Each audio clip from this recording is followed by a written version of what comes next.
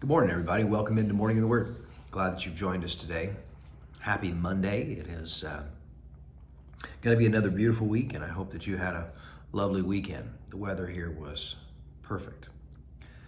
We are today in Matthew chapter 16, and we're looking at a passage that in some ways is kind of it's kind of a turn of a corner. It's the swing on a hinge. There are some things taking place in this chapter that are they're bringing the next phase. As Churchill would say, it may not be the beginning of the end, but it could be the end of the beginning. And that's kind of what we have here. From this point in Matthew's gospel, there's going to be a definitively different focus. And that focus is going to be a focus of movement towards the cross, where we're going to see that continue to be the underlying kind of premise, the overall view of Matthew's gospel is everything that's going to be recorded, the miracles, the teachings, the stories that take place around Jesus's life are going to be tinged with this hint that he's on his way to the cross. That's revealed here. The other thing is that from this point forward, the story of Jesus is one that's going to be more outwardly, more openly talked about in terms of his deity. Now, of course, Matthew clearly depicts Jesus as the Son of God from the very beginning. But in terms of the understanding that the apostles have from this point forward, I think there is a newfound awareness, a new depth to what that means.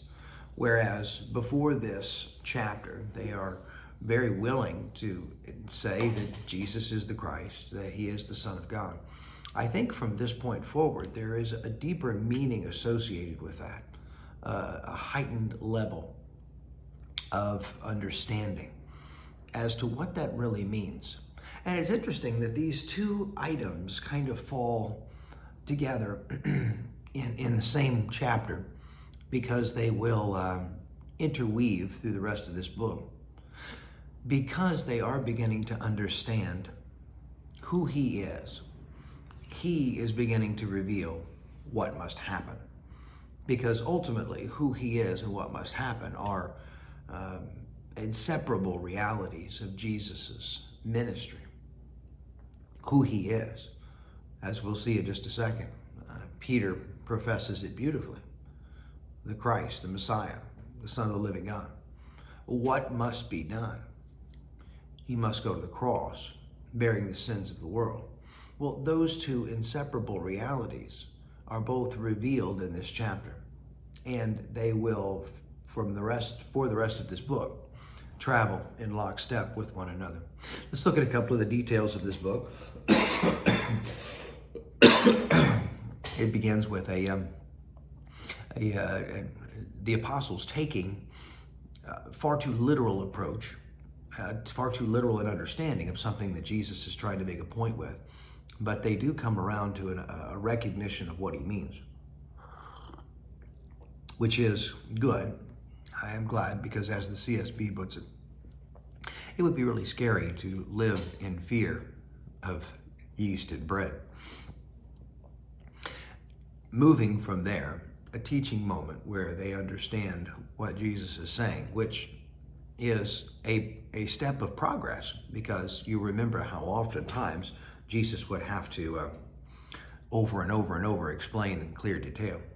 They're starting to get it a little bit better now, which is an encouraging and comforting thing. But more importantly, the great confession that's given here.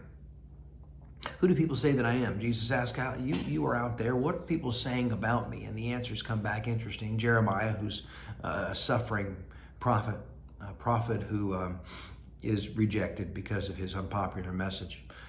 Elijah, the forerunner, that he see, certainly we see a lot of Jesus's miracles are very similar to those of Elijah.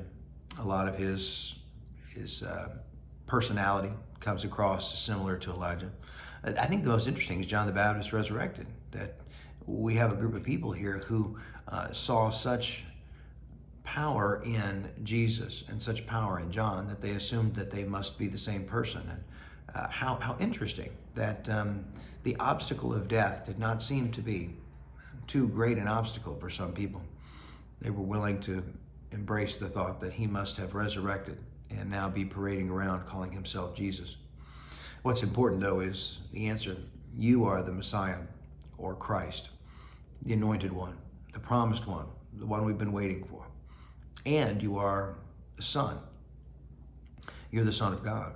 And you are the Son of the living God, not these dead, lifeless statues and pagan temple gods. No, you are the living God.